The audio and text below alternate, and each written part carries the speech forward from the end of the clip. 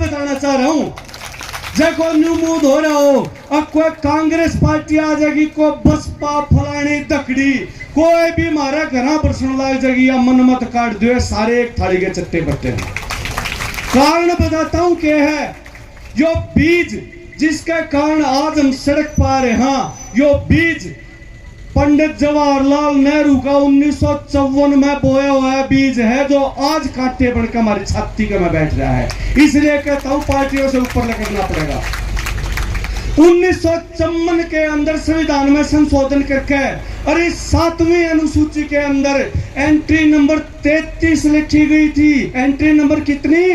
33। और 33 के अंदर यह बात पट्टी गई थी, अगर राज्य का मामला हो तो राज्य बनावर खास कृषि खातिर उसमें न्यू लिख दी थी। अब केंद्र भी बना सके है, और जब केंद्र ने राज्य ने दोनों ने बना दिए, और राज्य ने जब उसको ऊपर आपत्ति है जो गरीबापन हो रही है, तो केंद्र सरकार की चाल लगी। जिस बात की आड़ लेकर आज मोदी सरकार ने 3 काले कानून हमारे ऊपर थोपे हैं, उसका बीज पंडित जवाहरलाल नेहरू ने 1954 में बो रखा। जब कोई सा सगा नहीं हमारा, कोई सगा नहीं हमारा। पार्टी आंदी रहेंगी जानती रहेंगी, आपने न्यू खेत में माटी होना है।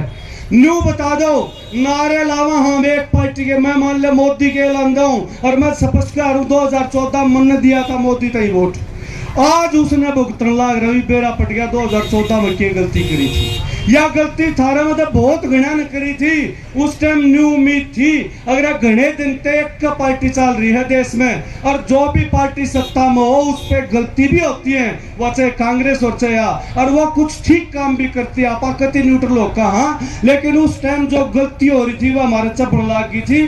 घने दिन हो गए थे, तो किसान की आदत तो है एक वो पलटा देने की, उनने पलटा दे दिया, रियो बैठा दिया। ईब इसने जो है छाती में कील गाड़ दी, वह जो सड़क में थी, वह सड़क में कोना थी, वह किसान के कमेरे के बहुजन के छाती में गाड़ रखी है कील। और जो हमारी छाती में कील गाड़ेगा उसने पलटा पुलटा कौन दा, उसने खड़ा खोद के और उसकी मट्टी जो है राम के सपुर्द करके चले जाए, हमेशा के लिए जड़ से खत्म हो जाएंगे। तो पहली चीज यह है कि यो कानून संवैधानिक तौर पर आप चैलेंज नहीं कर सकते, इसलिए बताना पड़ गया।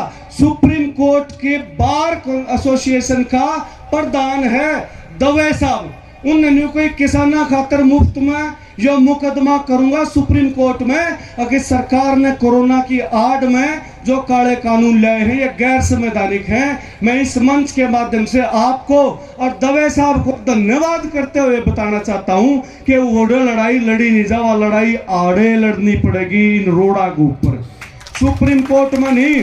क्योंकि सुप्रीम कोर्ट, माननीय सुप्रीम कोर्ट कह दूं, उनका मैं भी मानस बैठे हैं, और मानस की फितरत होती है जिस तरफ तय कि मैं लालच दिखता नहीं झुक जाग रहा है, क्योंकि हमारे सामने है। इसने जो कोर्ट अपनी अवमानना मानता हो तो मानर फांसी तोड़ा फिर चैलेंज करूं, क्योंकि हमारे सामने है।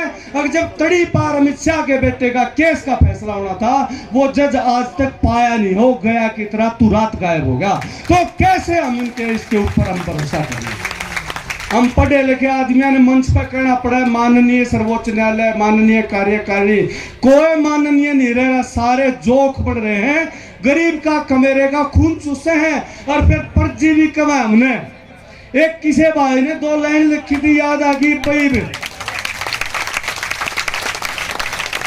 सभी माननीय जो अभी पधारे हैं उनका बहुत बहुत स्वागत करते हैं। हमारी सरदारी है जो किसान आंदोलन को गति दे रही है।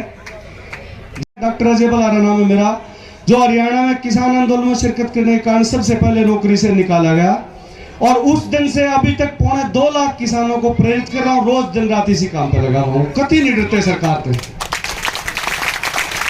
वापस बात पर लौटते हैं, तो ये लड़ाई जो है संवैधानिक तौर पर नहीं लड़ी जा सकती। ये कानून जो है गैर संवैधानिक साबित नहीं किए जा सकते। अपन न्यू देखना पड़ेगा, वह जोर की तरफ है, और जब न्यू बेरा पट जाएगा, कड़ा कड़ा जोर नहीं लाना है, तो फिर जो ऑप्शन बच जाएंगे उनको ऊपर काम करना है। अब हम बात करते हैं दूसरी बात की। अपनी 2 मोटी मांग हैं। अरे मर्द और हमारे शीर्ष नेता बैठे, उनकी उपस्थिति के अंदर आपको ये बताना चाहता हूं कि अपनी दो मांग हर मंच पे हर आदमी, चाहे वो अनपढ़ है, बुजुर्ग है, माता है, बहन है, कोई भी जो बिल्कुल अक्षर ज्ञान नहीं रखते, उनको पता है हमारी दो मांग। एक तो एमएसपी गारंटी का कानून बने, कानून, गारंटी नहीं, उसको ऊपर कानून बने, और दूसरा ये 3 कृषि कानून जिनको काले कृषि कानून कहते हैं, ये उल्टे होने चाहिए। लेकिन बहुत जल्दी मैं यह बात बताना चाहूँ कि हमारी मांग असल में क्या है। केवल जब हम ये कहते हैं कि एमएसपी लागू करो या एमएसपी पर कानून बनाओ, तो सरकार के जो आका हैं माननीय मोदी साहब, वो ये कह देते हैं, सुना होगा ना, एमएसपी था, एमएसपी है और एमएसपी रहेगा। मैं न्यू को इस बात में मोदी झूठ नहीं बोल रहा, यह बात स्पष्ट करना चाहूं। एमएसपी था, एमएसपी से भी, और जिसा था जिसा से उसा तो रह भीगा, लेकिन हमारी इस एमएसपी की डिमांड नहीं है। एमएसपी के अंदर जो हमने मांग रखा है वो 2 चीज है। पहली चीज तो यह, अगर जब मैं न्यू का न्यू फोन तो 5 लाख रुपया का हो गया, और इसने 5 लाख रुपया में को खरीदनिया ना हो, तो इसी चीज तय करने का कोई फायदा है के? 2 शब्द हैं, एक तो घोषणा कर दे, आप तय कर दे कि फलानी फसल इतने रुपये क्विंटल खरीदी जाएगी, लेकिन उसको सुनिश्चित करना अलग बात है। और वो सुनिश्चित तब होगा जब कानून बनेगा और कानून के अंदर सजा का प्रावधान होगा। मैं तो ये कहता हूं, जब कोई हमारी भैंस चोरी कर ले जा और कोई हमारी खेत चोरी कर ले जा, उसमें बड़ी चोरी किसने मानोगे? किसने? रोटी की, खेत की चोरी बड़ी है। इसलिए मैं कहता हूं कि जो एमएसपी से नीचे खरीद करे उसके लिए फांसी की सजा होनी चाहिए, फांसी की सजा। इतनी कड़ी सजा का जब तक प्रावधान नहीं होगा तब तक बात नहीं बनेगी। इसका कारण है कि पूरे विश्व में, पूरी धरती पे जितनी कीड़ी मकोड़े से लेकर हाथी व्हेल जैसे बड़े जानवर तक, किसी के पेट में जब तक भोजन नहीं जाता उससे आगे कहानी नहीं चलती जिंदगी की। और भोजन एकमात्र प्रजाति उगाती है, किसान और कमेरा वर्ग, इससे न्यारा कोई नहीं उगा सकता।